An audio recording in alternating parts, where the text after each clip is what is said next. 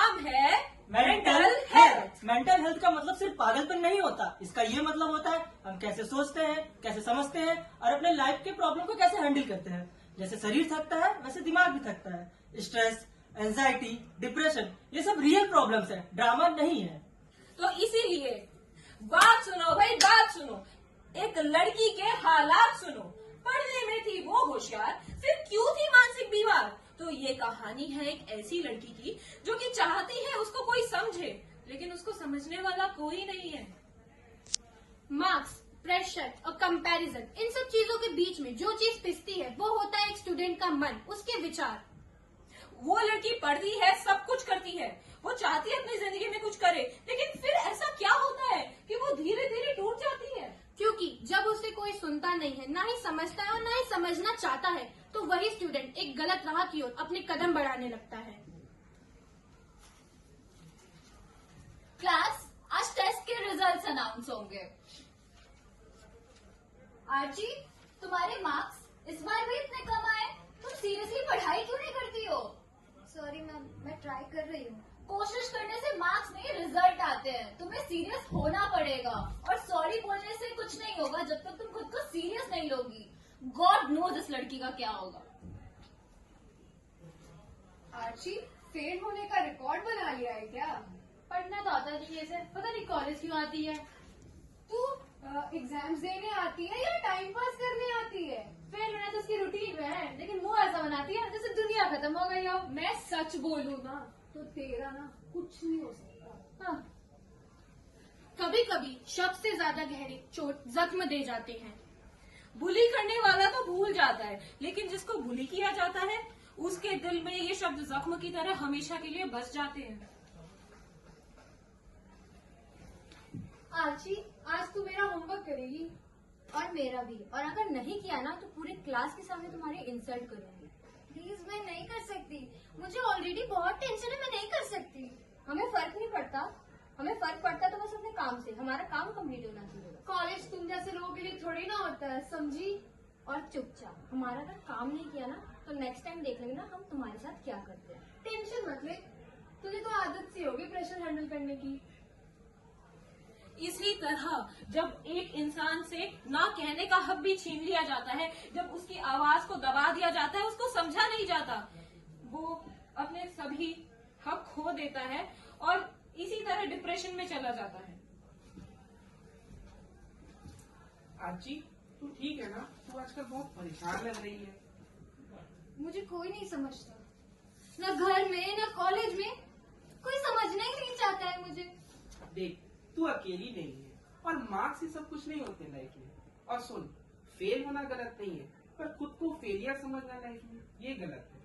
और लोग जो बोलते हैं ये उनकी सोच होती है, तेरी वैल्यू नहीं। कभी कभी मदद हमारे पास होती है, पर उसे एक्सेप्ट करना, उसे देखना हमारे लिए बहुत मुश्किल हो जाता है। माँ, मैं घर आ गई। ये क्या छुपा रखा है? ये क्या फिर से इतने कम मार्क्स? हम इतनी फीस देते हैं, रिजल्ट ये? मम्मी, मैं कोशिश कर रही हूँ। कोशिश? ऐसी कैसी कोशिश कर रही है जिसमें मार्क्स बढ़ने की जगह घटते जा रहे हैं? आर्ची, मैं तुमसे तंग आ गई हूँ। शर्मा जी के बच्चों को देखो और तुम्हें देखो। मम्मी, मैं थक गई हूँ।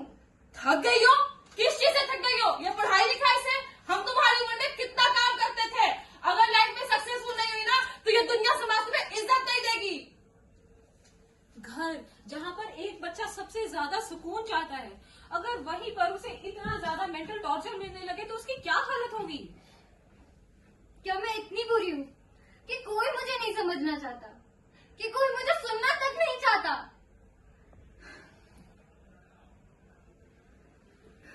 क्या हुआ? इतना सा क्यों हो?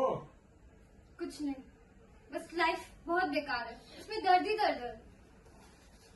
ये ले, एक बार ट्राई कर, आपका सब टेंशन गायब हो जाएगा। नहीं नहीं, ये गलत है। अरे टेंशन ना लो, सब कंट्रोल हो जाता है इसे लेने से। और तू अकेली नहीं है आर्ची, इन सब चीजों से हम सब गुजर चुके हैं। अरे कोई नहीं, ट्राई तो कर। और यहाँ से शुरू होता है एक गलत राह की ओर, एक गलत रास्ते की ओर अपना कदम बढ़ाना। ये सारी चीजें एक स्टूडेंट की, एक इंसान की सिर्फ मेंटल हेल्थ ही नहीं, पूरी जिंदगी बर्बाद करके रख देती है। बस लाइफ से सुकून ही तो मांगा था।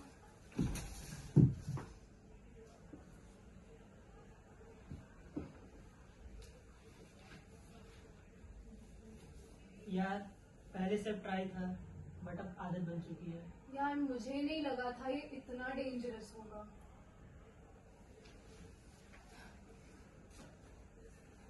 आर्ची, मैंने कहा था ना तू अकेली नहीं है, काश तू रुक जाती।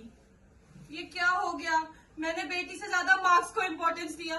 काश मैंने इसकी बातों को सुना होता और समझा होता तो आज मेरी बेटी मेरे साथ होती। आर्ची के इस गलत कदम के पीछे सिर्फ एक ही इंसान जिम्मेदार नहीं है, उसके पीछे घर वाले, दोस्त, समाज और हम जैसे लोग भी जिम्मेदार होते हैं, जो ऐसे मासूम लोगों की ना बात सुनते हैं ना ही उन्हें कभी समझते हैं। घर से प्रेशर, मार्क्स का प्रेशर, दोस्तों का ना समझना, बुलिंग और ना जाने क्या क्या, इन सब ने मिलकर एक मासूम स्टूडेंट की जान ले ली। और ये तो सिर्फ एक ही केस है, ऐसे पता नहीं ना जाने कितने केसेस होते हैं जिसके अंदर लोग एक दूसरे को समझ ही नहीं पाते हैं। वो सोचते हैं कि हाँ ये अपनी मेंटल हेल्थ के बारे में बता रहा है, ड्रामा कर रहा है, इसको सिर्फ अटेंशन चाहिए, पर ऐसा सच नहीं होता। मानसिक स्वास्थ्य नाम की भी कोई चीज होती है। तो इसीलिए आओ आओ सब लोग आओ, आओ आओ सब लोग आओ, मन की बात ना छुपाओ, मन की बात ना छुपाओ, सुनना समझना साथ निभाना, सुनना समझना साथ निभाना, यही है मेंटल हेल्थ बचाना, यही है मेंटल हेल्थ बचाना, सुनना समझना साथ निभाना, यही है मेंटल हेल्थ बचाना, सुनना समझना साथ निभाना, यही है मेंटल हेल्थ बचाना। धन्यवाद।